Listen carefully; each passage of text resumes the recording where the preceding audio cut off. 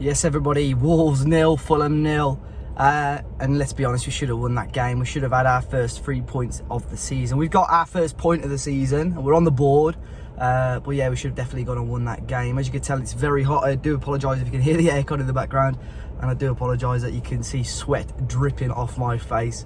As always, folks, let me know your thoughts in the comment section. But yeah, it should have definitely been 3 points of Wolves today. We'll talk about the second half in particular. Lots of drama going on there, but Wolves starting unchanged. The big talking point, obviously, after the Leeds game was the depth and strength on the bench. But we added Guedes, obviously, this week. We were able to add Adama Traore and Nelson Semedo back, who we both saw come on. And, well, all three of those players we saw come on today. And Wolves started really brightly. We had a couple of opportunities, mainly coming down from the left-hand side. Neto getting in behind Tete. First shot, I think in the end it was pulled back for offside, but first shot, tested Rodak, the goalkeeper, who made a smart stop, and I think he was forced into another save as well. But in the first half, the one I can't get my head around is the open goal misses. Neto, I think it was Tete and Rodak sort of bumped into each other and the ball was loose. Neto, pretty much an open goal, has got to put it in the back of the net, and it comes, I don't even think he gets on target, it comes across to Podence, who then puts it wide. They're the sort of opportunities that you will look back on today and think, how on earth have we not put at least one of those into the back of the net? And that's one of the issues with Wolves. Obviously last season it was just us not scoring enough goals, and it's going to be an issue this season where, you know, fair play to Fulham because they played really well against Liverpool last week, but when you find them in this sort of form, I thought they struggled to affect Wolves, they struggled to hurt us. You know, we've got to be taking advantage of that. And yes, they had a good game last week, but they're a newly promoted team, and when they've obviously got a game plan for away games, which you'll talk about, but we've got to take advantage of them not being at their best. My issue again is the focal point for Wolves. We had Hwang Hee-chan up there for the majority of the game as the number 9, and after the game against Leeds, I didn't know whether it was a Hwang Hee-chan issue or a Wolves issue where we weren't getting the ball up to him in the right areas. It's happened again today, and I still can't put my finger on whether it's a Hwang Hee-chan issue or a Wolves issue.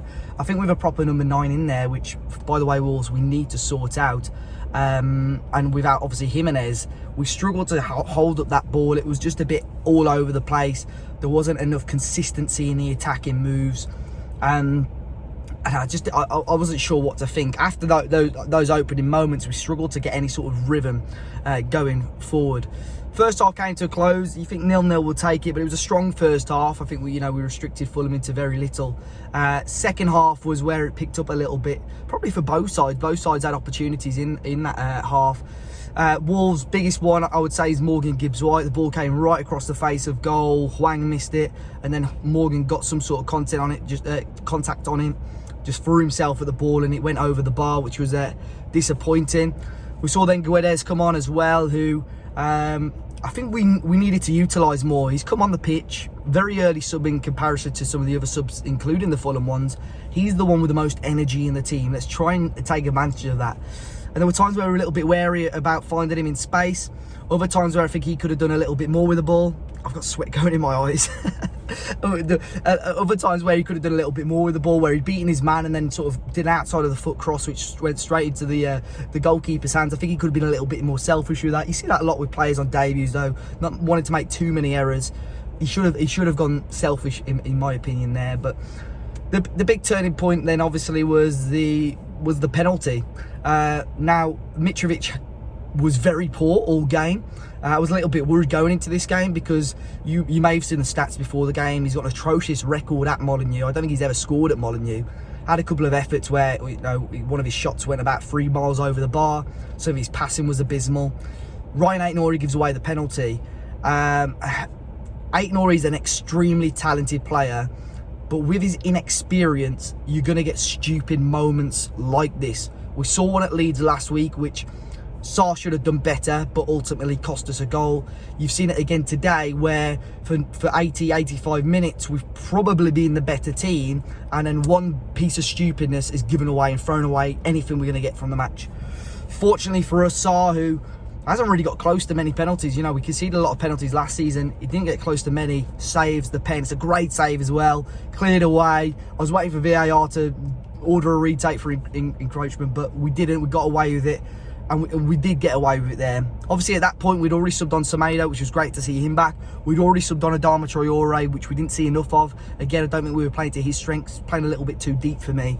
And we just struggled, probably for the last 20 minutes or so, we struggled to break down Fulham, struggled to create the opportunities. They wanted to run the clock down, which we did for a lot of last season. But the referee's got to put his stamp on the game so much earlier. It was John Brooks today.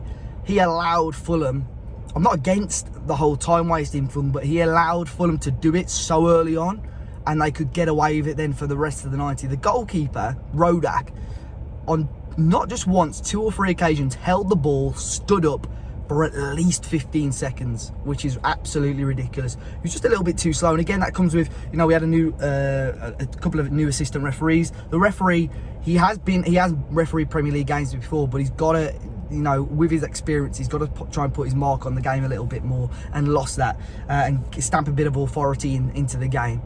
In the end, like I said, for me, it's disappointing. We had opportunities, probably didn't create enough clear-cut opportunities as we had done. I think we're still lacking something in the midfield. Then Donker, I thought, had an okay game, as did Neves. The number 10 of Pedent, the idea, I didn't think he was phenomenal today.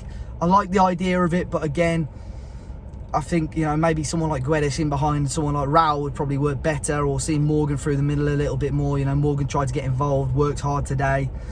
There's something, and I think something is ready to click for Wolves. I don't know when it's going to be or what it will be, but there's positives in that, but there's a lot of negatives. Positives, obviously, clean sheet, penalty save, getting a point on the board. Negatives is that we haven't scored a goal and we haven't got the 3 points.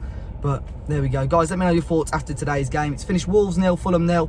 Be sure to hit the like button, subscribe to the channel, try and enjoy the rest of this sun, and I'll see you all very, very soon.